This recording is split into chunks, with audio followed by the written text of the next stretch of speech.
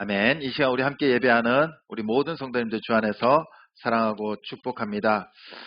몇 년 전 이 수원노회 목사님들과 체육대회를 하다가 제가 무릎을 다친 적이 있습니다.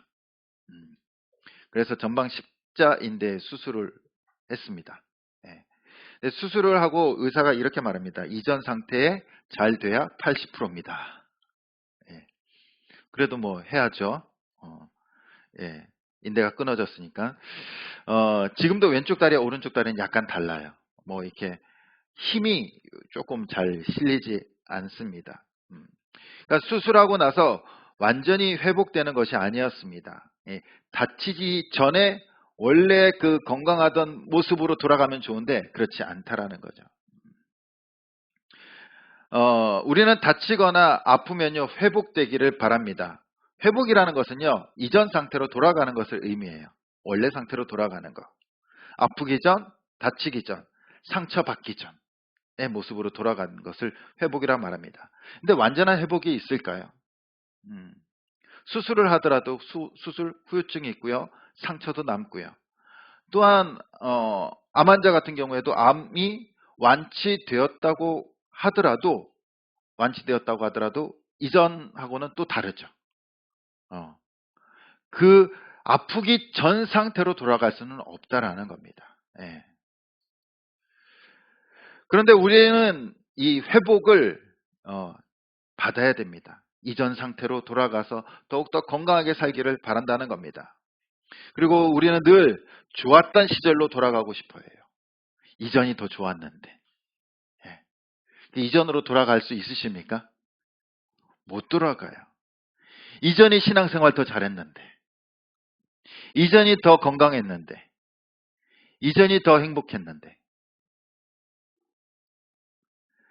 가정에서나 직장에서 사업에서 이 사회를 살아가다 보면요. 우리는 상처를 받고요. 아픔을 당하게 됩니다. 그럴 때마다 우리에게는요. 회복이 필요해요. 회복이. 그래서 사람들은요. 그 회복되기 위해서 나름대로 취미 활동도 하고요. 또 스트레스를 안 받으려고 하고 또 스트레스를 풀기 위해서 쉼을 얻으려고 합니다. 그런데 그러한 모든 행동들 보면요. 그때뿐이에요. 그때뿐이에요. 온전한 회복이란 과연 우리의 삶 가운데 있을까요? 오늘 말씀을 통해서 그 회복의 길을 발견하는 시간이 되었으면 좋겠습니다. 오늘 말씀에 보면요. 이 야곱이 라반의 집에서 20년간 생활하고 가족을 일구게 됩니다. 두 아내와 첩들 그리고 11명의 자녀들, 아들과 딸을 낳았어요. 이제 재산도 많이 모았어요. 자녀들도 있고 하인들도 있습니다. 고향으로 돌아가는 길에 형 에서와 맞닥뜨리게 돼요. 그러나 그때 하나님께서 그에게 이스라엘이라는 이름을 주시고 또한 에서와 화친하게 됩니다. 모든 것이 다 해결됐어요. 이제 가장 큰 벽이었던 넘을 수 없는 벽이었던 에서를 이제 넘게 됩니다. 이제 야곱에게는요 재물도 있고요, 많은 자녀들도 있고 땅도 있고 그리고 편안해요. 노후가 편안해진다라는 겁니다. 노후 걱정이 없어요. 너무나 편안하고 완벽합니다. 완벽해요. 걱정거리가 없어요. 근데 우리의 인생을 보면요. 항상 그 편안할 때 뭔가 터져요. 그렇지 않습니까? 뭔가 이렇게 행복하면 좋은데 너무 행복하면요. 사람들이 의심합니다. 의심해요. 나 이렇게 행복해도 될까? 뭔가 왜 이렇게 불안하지? 꼭 그럴 때 완벽한 순간 사건이 터집니다. 이제 야곱과 그의 가족들은요. 가나안 땅에서 정착해서 살고 있습니다. 야곱의 딸 디나가 이 세겜 땅에 놀러 갔어요. 놀러 갔는데 거기에 히위 족속 하몰의 아들이고 그 땅의 추장이었던 세겜이란 사람이요. 이 야곱의 딸 디나에게 반한 거예요. 한눈에 반한 겁니다. 근데 반했으면은 거기로 끝나면 되는데 이 힘으로 이 디나를요 겁탈해 버린 거예요. 그리고 나서 이 세겜이요 후회를 합니다. 자기의 잘못을 후회해요. 그러면서 디나를 위로해 주고요. 그리고 이제 정식으로 결혼하기 위해서 야곱을 찾아갑니다. 자신의 아버지 하몰과 함께 야곱을 찾아가요. 그러면서 우리의 딸 세겜이 당신의 딸 디나를 너무 사랑하니까 우리 맺어줍시다. 우리가 힘으로 당신의 딸을 겁탈한 거 너무나 죄송합니다. 정식으로 사돈지간 이제 결혼을 시키고자 제안을 합니다. 그때 야곱의 아들들이요, 그 제안을 받으면서 자신들도 제안을 하나 해요. 그게 뭐냐면은 우리는 할례 받지 않는 사람들과 같이 가족이 될 수 없습니다. 같이 사돈이 될 수 없습니다.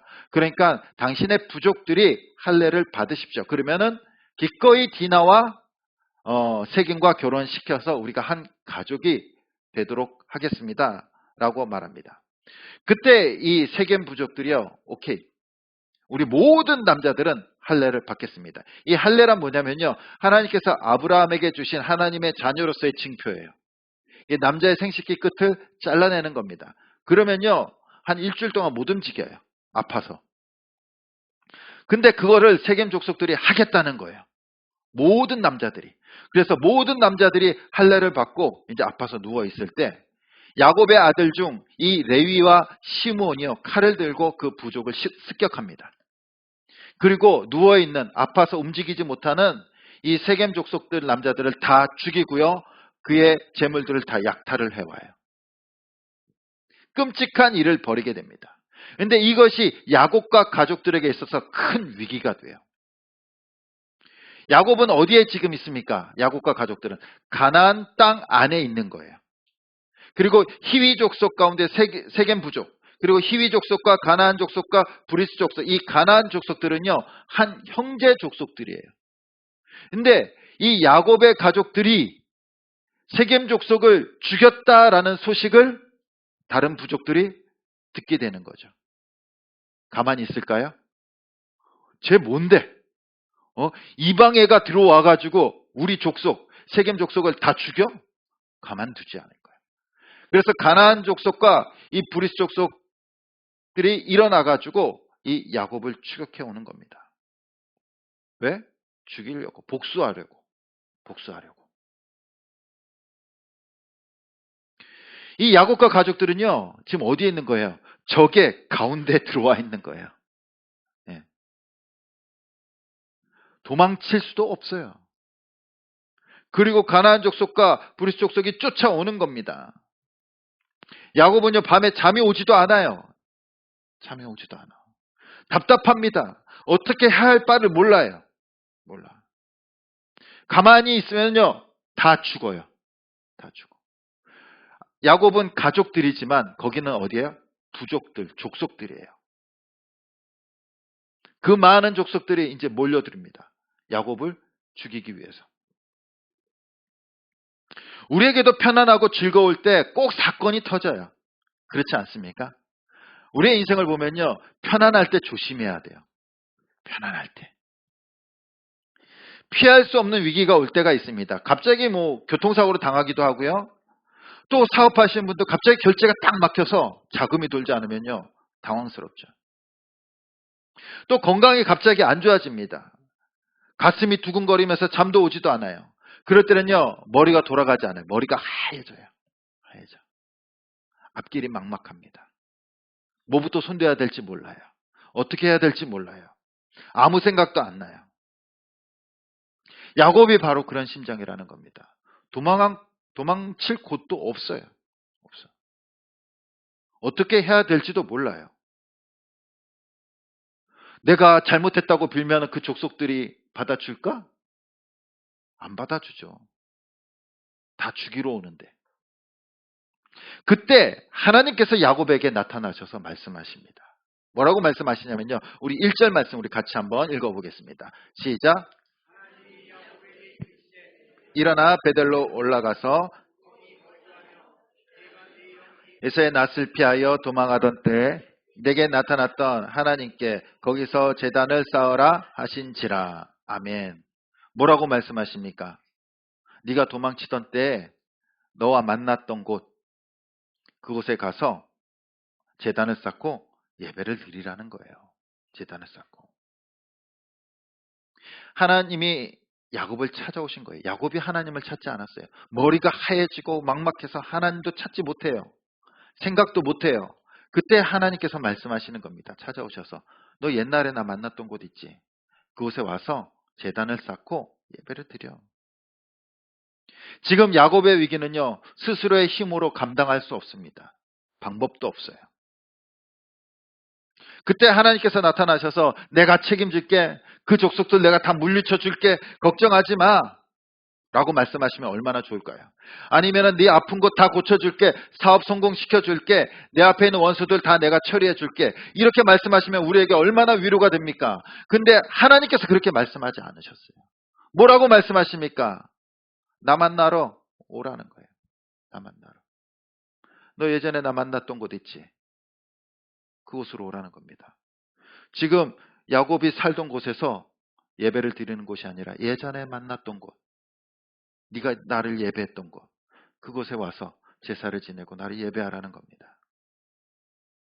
야곱에게는요, 선택이 없어요.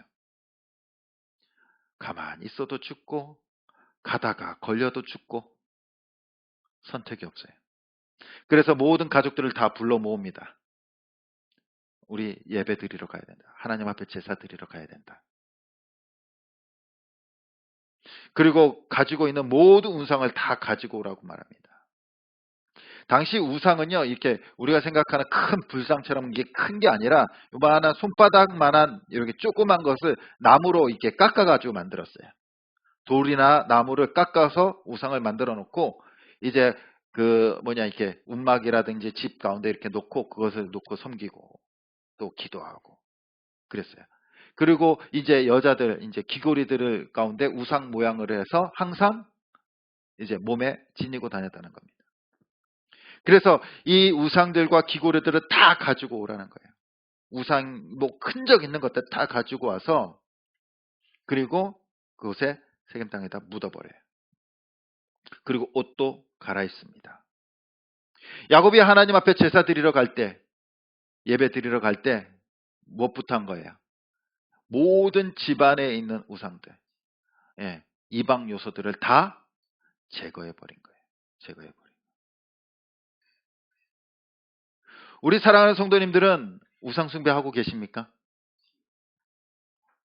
왜 아무도 대답도 없으시죠? 대답도 없으시죠? 우리 안에 우상적인 요소들이 늘 있다라는 거예요. 우리에게 우상이 없다라고 생각하는 사람들도 있어요. 근데 우상이란 뭡니까? 내가 의지하는 것들이죠. 내가 하나님 외에 의지하는 것들. 우리 여기 계신 우리 성도님들 중에, 우리 여자 성도님들 중에 남편이 이렇게 얘기합니다. 내가 당신을 사랑해. 좋죠. 내가 90% 당신을 사랑하고 10%는 직장에 있는 미스김을 사랑해. 그러면은 기분 좋으십니까? 90% 사랑한다는데 10%만 딴 여자 사랑하는데 기분 좋으세요? 안 좋죠. 안 좋죠. 뭐라고 얘기하실까요? 거짓말하지 마. 이혼해. 그 여자한테 가. 예. 우리 남편들도 마찬가지예요. 아내가 말합니다. 내가 당신 95% 사랑해. 근데 옆집 순돌이 아빠를 내가 5% 사랑해. 그러면 어떻겠어요? 기분 좋으시겠어요? 허락하시겠어요? 예? 용서가 안 되죠. 99%를 사랑하고 1%를 딴 여자 사랑해도 용서가 안 됩니다. 맞잖아요. 사랑이란 온전히 나를 봐주는 거잖아요. 나만을 사랑하는 거잖아요. 절대 용서할 수 없어요. 우상 숭배란 뭡니까? 내가 100% 우상을 숭배하는 것이 아니에요. 내가 99% 하나님을 섬긴다고 하면서 1%라도 하나님 외에 다른 것을 의지하는 것이 있다면요. 그것이 우상 숭배라는 거예요. 우상 숭배. 하나님께서 이스라엘 백성들에게 늘 말씀하시는 것이 있습니다. 내게 돌아오라, 돌아오라, 돌아오라. 그렇다고 이스라엘 백성들이 하나님을 안 섬긴 것이 아니에요. 하나님의 때가 되면 안식일이 되면요. 하나님 앞에 예배 드리고 또한 제사 드렸어요. 절기가 되면 제사를 드렸어요. 근데 하나님께서 늘 돌아오라 돌아오라. 왜 그랬냐면요. 하나님도 섬기고 바알도 섬기고 하나님도 섬기고 아세라도 섬겼기 때문이에요. 그것이 우상숭배라는 거예요. 우상숭배. 하나님 외에 온전히 하나님을 섬기지 못하면요. 그것이 우상숭배라는 겁니다. 우리는 재미로 뭐 한 해 운세를 보기도 하고요. 점을 치기도 합니다. 예전에 얼마 전에 그 무당이었다가 그 개종해서 이제 예수님을 믿고 기독교 신자가 된 분이 나와서 이제 뭐 나와서 이야기하는 것을 봤는데 그분이 그렇게 얘기를 했어요. 저 무당일 때 집사님 권사님들 많이 오셨습니다. 많이 왔대요. 우리 사랑하는 성도님들은 그렇지 않으시죠? 대답 좀 하세요. 안 그러시죠? 좋은 일이 있을 거야. 취직될 거야. 승진할 거야. 그러면요. 어때요? 기분이 좋죠. 그러면요. 그 말을 어떻게 해요? 잊어버리지 않아요. 잊어버리지 않아요. 믿어버린다는 거예요. 뭐 점괘 그렇게 나오든 무당이 그렇게 얘기하든 그걸 믿어버려요. 믿어버려요. 좋은 일이 있을 거라고 하는데 안 믿을 사람이 어디 있습니까? 다 믿어요. 아, 좋은 일 있을 거야 이제. 이제부터 좋은 일 있을 거야. 그것이 뭐예요? 우상숭배를 하고 있는 거예요. 또 반대로 위험해. 이거 하면 안 돼. 다쳐. 어디 가면 안 돼. 그러면요. 안 해요. 안 가요. 그 말을 믿고 하지 않는다는 겁니다. 하지 않는다는 거예요. 근데 자세히 보면요. 어떠한 심리입니까? 이 우상들은요. 사람들한테 겁을 줘요. 겁을 줘. 이거 하면은 안 돼. 이렇게 해야 돼. 하면서 그 사람의 자유를 빼앗아간다는 겁니다. 빼앗아가요. 그 무당의 말 점괘를 듣고 있는 내 모습을 보면요. 어때요? 내 인생을 거기에다가 맞추고 있는 거예요. 맞추고 있어요. 그러다가 좀 어쩌다 맞으면요. 와, 점괘 잘 맞네. 그 무당 용하네. 그러고 있다라는 거예요. 이 우상들의 특징은요. 인간에게 겁을 주고요. 그 자유를 빼앗아 간다라는 겁니다. 하나님께서는 우리를 구원하시고요. 우리에게 자유를 주셨어요. 자유를. 하나님을 만나면 하나님 안에서 그 자유를 누리려고 했는데 우상 숭배자는요. 그 자유를 우상에게 바치고 있는 거예요. 스스로 두려워하면서 무서워하면서 자신의 인생을 거기에 맞춰가는 거예요. 이러면 안 돼. 이렇게 해야만 될 것 같은 자유를 빼앗아 간다라는 겁니다. 뿐만 아니라 이 우상 숭배, 뭐 점이라든지 무당 그런 것뿐만 아니라 하나님보다 더 의지하는 것들이 우상이라는 겁니다. 오늘날 많은 사람들이 무엇을 의지합니까? 돈을 의지하고 있죠. 돈이 우리의 노후를 책임져 주고요. 돈이 우리의 자녀들을 책임져 주고요. 돈이 내 생활을 유지하게 해줍니다. 돈을 통해서 아이들 과외도 시키고요. 돈을 통해서 좋은 학원도 보내고요.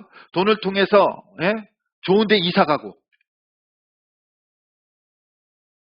이 세상 그냥 뭐니 해도 머니가 돈이 최고잖아요. 그런데요. 돈이 있으면 평안하십니까? 돈이 있어도 불안해요. 근데 돈이 없으면 더 불안해요. 그쵸? 똑같이 불안해요. 똑같이 불안해. 그리고 항상 그 돈에 쫓기는 삶을 살고 있다는 거예요. 쫓기는 삶. 모든 것을 돈의 가치로 판단을 해요. 이거 돈이 될까? 나한테 이익이 될까? 이건 얼마지? 사람의 가치, 진리의 가치가 아니라 모든 것을 돈의 가치로 환산해서 생각을 해요. 늘 쫓겨다녀요. 돈 때문에 불안하고, 돈 때문에 쫓기고. 뭐 연봉 1억이면은 나는 뭐 이 정도면 됐어라고 얘기하는 사람 있습니까? 없어요, 없어.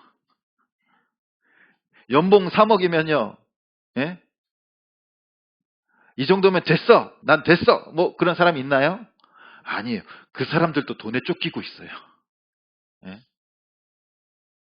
한 달에 100만 원 버나 1억 버나 돈에 쫓기고 있는 건 똑같아요. 똑같아. 그것이 뭡니까? 우상이 하는 것들이 우리를 불안하게 만들고 쫓기게 만든다는 거예요. 우상은 멀리 있지 않습니다. 항상 우리 주변에 있어요. 주변에. 하나님 외에 의지하는 것들을, 그것이 바로 우상이라는 겁니다. 상처받은 것들, 또한 쫓기는 것들, 이 불안한 마음들, 이 아픈 상황들, 인간의 노력으로 회복될 수 없어요. 우상들은 우리를 회복시키는 것이 아니라 우리를 더 불안하게 만들고요, 분열하게 만듭니다. 겁을 주고. 이 우상들을 버려야지만 온전한 하나님을 만날 수 있습니다. 그래서 야곱은요, 그 모든 것들을 다 버립니다. 의지했던 것, 지금까지 가지고 왔던 우상들 다 버리고 어디로 떠납니까? 베델로 떠나요. 예배하러 길을 떠납니다. 그런데 그 떠나는 순간 하나님의 놀라운 역사가 일어나요. 우리 5절 말씀 우리 같이 한번 읽어보겠습니다. 시작.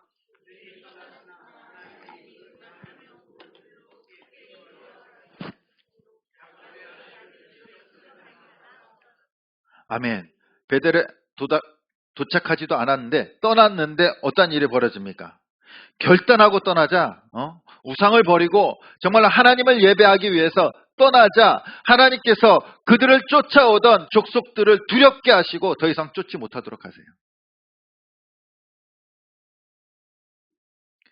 하나님만을 섬기기로 작정한 자들을 하나님께서 인도하시고 보호해주고 계시다는 거예요.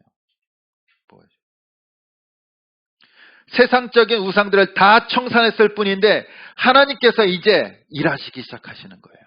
일하시기 시작하시는 거예요. 더 이상 가나안 부족들이 쫓아오지 않습니다. 그들 가운데 두려운 마음을 심어줘서 야곱을 건들지 못하도록 하세요. 그리고 야곱은 무사히 이 베델에 도착해서요, 하나님 앞에 제단을 쌓고 예배를 드립니다. 그리고 그 가운데 하나님께서 그에게 축복을 해주세요. 어떠한 축복을 내리십니까? 우리 10절 말씀 우리 같이 한번 읽어보겠습니다. 10절입니다. 시작. 하나님이 그에게 이르시되 내 이름이 야곱이지만은 내 이름을 다시는 야곱이라 부르지 않겠고 이스라엘이 내 이름이 되리라 하시고 그가 그의 이름을 이스라엘이라 부르시고. 아멘. 어떠한 축복을 내리십니까? 가장 먼저 이름. 근데 그 이름은요, 야복 강가에서 하나님과 씨름하고 받은 이름이에요. 받은 이름. 이스라엘이란 이름을 받았어요. 이스라엘이란 이름을 받았지만 여전히 야곱은 어떤 인생을 살고 있습니까? 야곱의 인생을 살고 있는 거예요. 이전의 인생을 살고 있는 거예요. 야곱의 인생이 어떤 인생이었습니까? 사기치고 도망치고 남을 속이는 인생이었어요. 남을 속이는 인생. 이제 하나님께서 뭐라고 말씀하실까? 다시는 야곱이라 부르지 말고 이스라엘이라 불러라. 이스라엘이란 뜻이 뭡니까? 내가 하나님과 씨름해서 이겼다라는 거. 승리자의 인생. 하나님께서 주시는 하나님의 자녀로서의 인생을 살라는 거예요. 하나님 앞에 예배 드렸을 때 야곱을 어떻게 회복시키십니까? 야곱이 어떠한 존재임을 다시 한 번 더 환기시켜주고 계시는 거예요. 너 더 이상 야곱 아니야. 이전에 죄인 아니야. 너는 내 자녀야. 우리가 예배를 드릴 때 무엇을 확인할 수 있습니까? 하나님의 자녀임을 확인할 수 있는 거예요. 하나님의 자녀이기 때문에 예배를 드리고 있잖아요. 하나님을 만날 때 우리는 우리 자신이 누구인지를 정확하게 깨달을 수 있습니다. 알 수 있어요. 거기서부터 회복이 시작한다는 거예요. 비터 프랭크라는 그 심리학자가 있습니다. 그는요, 세계 2차 대전 때 홀로코스트에서 아우슈비츠 수용소에서 살아남은 사람이에요. 그가 거기서 살아남으면서 깨달은 것이 있어요.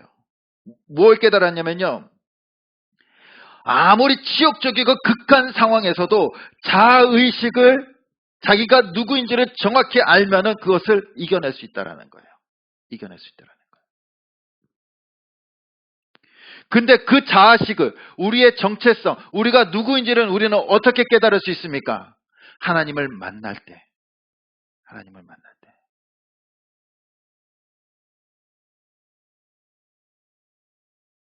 하나님을 만나는 순간 하나님께서 우리가 누구인지를 알려주시는 거예요. 알려주시는 거예요. 하나님께서 우리를 창조하셨잖아요. 하나님께서 우리를 만드셨잖아요. 우리보다 우리를 더 잘하시는 그 하나님께서 예배를 통해서 하나님을 만날 때 네가 누구인지를 알려주시는 거예요. 거기서부터 회복이 시작된다라는 겁니다. 우리가 누구인지. 이전에는 죄인이었고, 이전에는 죽는 자였고, 죽었던 자였고, 하나님을 모르는 자였고, 저주받은 자였지만, 이제는 예수 그리스도를 통해서 하나님의 자녀가 되었고, 하나님의 백성이 되었고, 하나님께서 지키시는 자고, 하나님께서 인도하시는 자고, 하나님께서 우리의 영혼과 우리의 모든 삶을 책임지시는 자이라는 겁니다. 그걸 우리는 예배를 통해서 날마다 깨달아가고요. 거기서부터 우리의 진정한 회복이 시작되는 줄 믿습니다. 그리고 하나님께서는요, 11절 12절에 이렇게 말씀하십니다. 나는 전능한 하나님이라 생육하고 번성하라. 한 백성과 백성들의 총회가 내게서 나오고 왕들이 내 허리에서 나오리라. 이 말은 뭐냐면은 생육하고 번성하라는 건 뭡니까? 하나님께서 아담과 하와에게 주신 첫 번째 축복이에요. 하나님께서 인류에게 주신 그 축복을 회복시켜 주시는 줄 믿습니다. 어떨 때? 하나님을 만나고 예배할 때. 또한 12절에 보면은 내가 아브라함과 이삭에게 준 땅을 내게 주고 내가 내 후손에게도 그 땅을 주리라. 지금뿐만 아니라 미래의 자녀에게들까지도 하나님의 축복과 약속들이 이루어질 것을 확인시켜 주고 계십니다. 어떤 자에게? 하나님을 예배하는 자에게.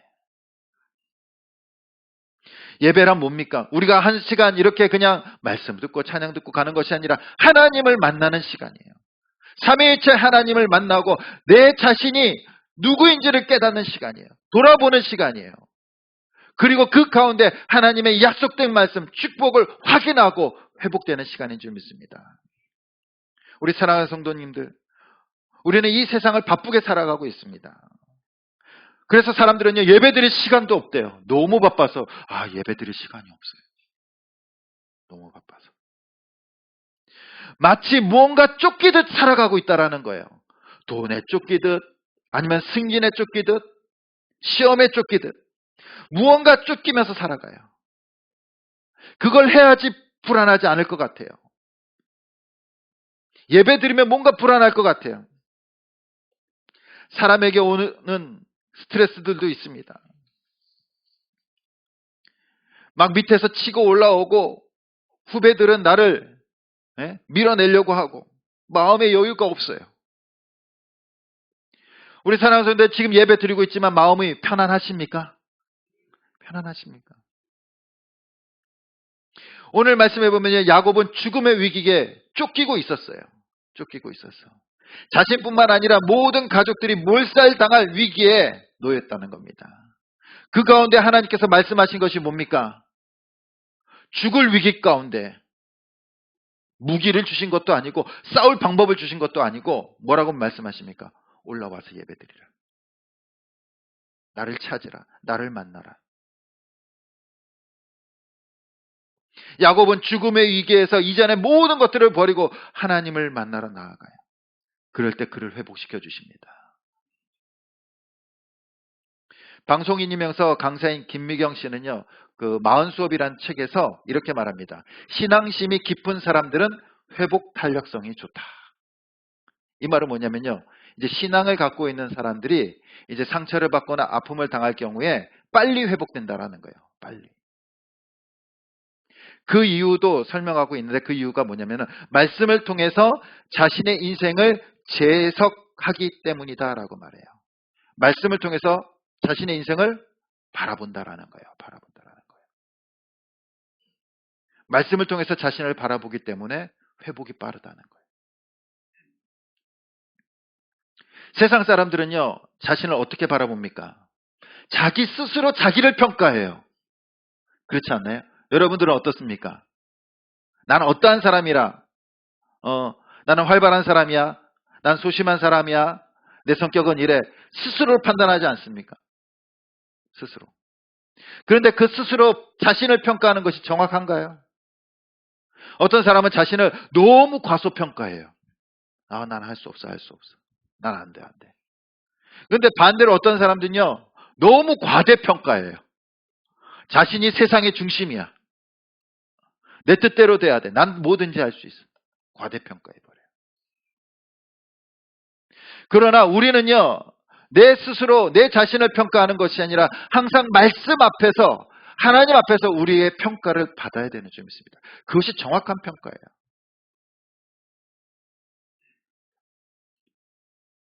우리에게서 하나님을 만나고 내 자신을 돌아보며 평가를 받고 또 반성할 것은 반성하고 또한 힘을 얻을 것은 힘을 얻을 때 회복되는 거예요. 그 시간이 어떠한 시간입니까? 바로 예배의 시간이에요. 예배의 시간.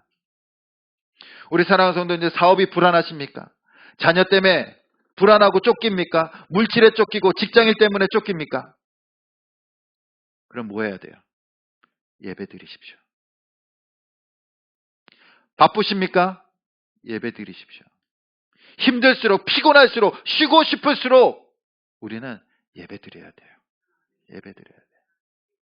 그 주님을 만나고 내 자신의 정체성을 확인하고 하나님께서 주신 그 약속의 말씀을 붙들고 확인하고 일어날 때 우리 가운데 진정한 회복이 일어나게 될 줄 믿습니다. 예배의 자리로 나오셔서 하나님을 붙드시길 바랍니다. 지금 이 시간 우린 예배 드리고 있어요. 일주일에 1시간 예배 드릴 뿐만 아니라 날마다 우리의 삶이 예배의 삶이 되길 소원합니다. 그래서 우리는 매일 뭐 하고 계십니까? 큐티 하고 계십니까? 매일 아침 일어나서 말씀을 보고 기도하는 게 뭡니까? 그 말씀을 통해서 내 자신을 보게 되는 거예요. 보게 되는 거. 그리고 그 말씀을 통해서 그 약속의 말씀을 붙들고 살아가는 거예요. 그 가운데 우리 삶 가운데 놀라운 회복이 있을 줄 믿습니다. 예배는 하나님을 만나는 것이고 하나님과 함께하는 순간입니다. 하나님이 모든 순간과 함께하면 얼마나 좋습니까? 너무나 든든하지 않을까요? 근데 우리는 그걸 자꾸 잊어버려요. 예배를 잊어버려요. 예배를 잊어버려요. 예배 드리기보다는 어떻게 하면 내 생각대로 할까? 예배 드리기보다는 어떻게 내 힘으로 할까? 그냥 혼자 주저앉아서 생각하고 혼자 주저앉아서 낙심하고 있다라는 거예요. 그리고 무언가 쫓겨다니면서 불안한 인생을 살아가고 있어요. 우리 성도님들은 기억했으면 좋겠습니다. 바쁠수록, 힘들수록, 지칠수록, 쉬고 싶을수록, 피곤할수록 우리는 예배의 삶으로 살아가야 될 줄 믿습니다. 하나님께서 그렇게 말씀하시잖아요. 나에게 나오라. 나오라. 우리 사랑하는 성도님들, 지금의 아픔들, 불안한 마음들, 쫓기는 마음들 항상 주님 앞에 예배함으로써 하나님께서 주시는 그 약속의 말씀을 붙들고 우리의 자신을 되돌아보며 그 모든 우상들 요소를 제거하고 더 이상 쫓기는 것이 아니라 하나님 안에서 진정한 평안과 축복을 누릴 수 있는 저와 여러분들이 될 수 있기를 간절히 주님의 이름으로 축원드립니다.